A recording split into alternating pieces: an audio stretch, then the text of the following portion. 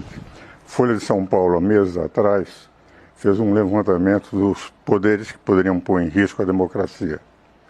Pela primeira vez, o Supremo aparece pelo povo, eu estou falando do povo, entendendo que 63% da população brasileira acha que o Supremo põe em risco a democracia. Percepção do público. Percepção do público. Okay. Segundo lugar, é evidente que nós temos o Supremo, desde 2003, 7 dos ministros bons juristas que foram colocados pelo governo anterior, onde houve o petrolão e o mensalão.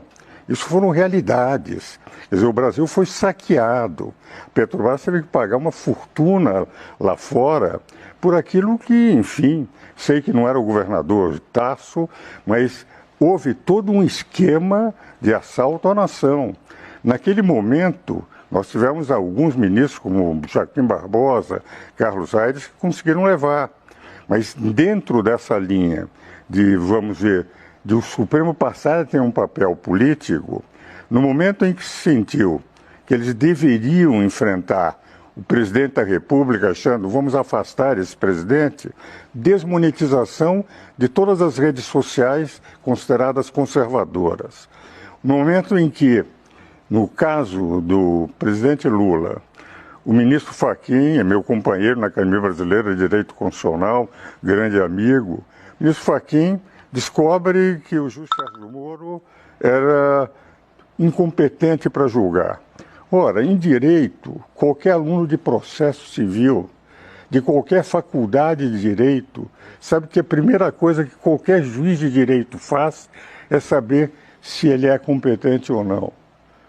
Foi argumentado em primeira instância, foi argumentado com 3 eminentes desembargadores do Tribunal Federal de Recursos. O Supremo, por 6 ministros, entenderam que o foro era competente e depois, embargos de declaração de habeas corpus. Quer dizer, é nitidamente o que eu digo o seguinte: quando o Supremo deixa a sua função de ser o guardião da Constituição, de ter o papel apenas de defensor da lei e passa a agir politicamente, porque indiscutivelmente houve todo um viés para que num embargo de declaração de habeas corpus, de algo que qualquer aluno de direito de primeiro ano sabe, que o juiz sabe quando é ou não competente, descobriram que o juiz Sérgio Moro era incompetente. E quando o ministro Lewandowski, outro grande amigo, temos também livros escritos, como tenho com Alexandre, com Gilmar, com 7 ministros, ele declara o seguinte, que todas as provas que estavam nesses processos, eu li os processos, não poderiam ser julgados por nenhum dos juízes. Uma juíza de Brasília, como é que ela decidiu? Absolva o presidente Lula e mais 8 pessoas.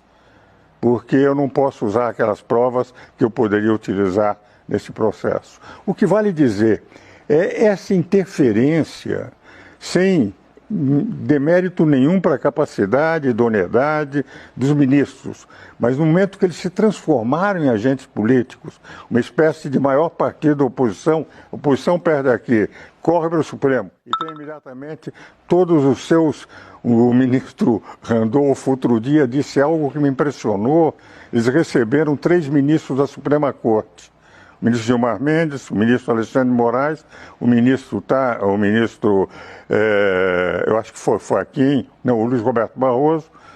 E quando saem, 2 senadores dizem o seguinte: o senador Renan Calheiros, agora eles sabem que não estão sozinhos. E depois diz o ministro Randolfo, o senador Randolfo Rodrigues, eu creio que é o nome dele, diz o seguinte: agora eles sabem que tem respaldo. Ora, o Supremo não tem que ter respaldo de senadores. Os Supremos, eles são os órgãos que examinam a Constituição, mas não são, na minha opinião, agentes políticos por uma única razão. Porque há harmonia e independência de poderes e o Brasil definiu na Constituição de 88 quais são os poderes. Poderes do povo, legislativo e executivo. Se mal, em cada eleição se pode mudar. Poder da lei é o Supremo Tribunal Federal. Quando o Supremo se torna também um agente político, para poder interferir no processo político, eu não estou favorável, apesar de admirar cada um dos ministros que lá estão, até porque amigos meus, tenho livros escritos com 7 deles, mas eu entendo que os poderes têm que respeitar as suas competências e os eleitores é que devem decidir em quem é que tem que votar. Eu realmente acho uma infelicidade a gente ter que cortar o programa aqui. Nós temos que respeitar uma agrária e sinceramente, como jornalista profissional, fiquei... Bom, claro, estou apresentando o programa, estou falando de mim, mas eu acho que posso dizer isso em nome do público também, é extraordinariamente enriquecedor.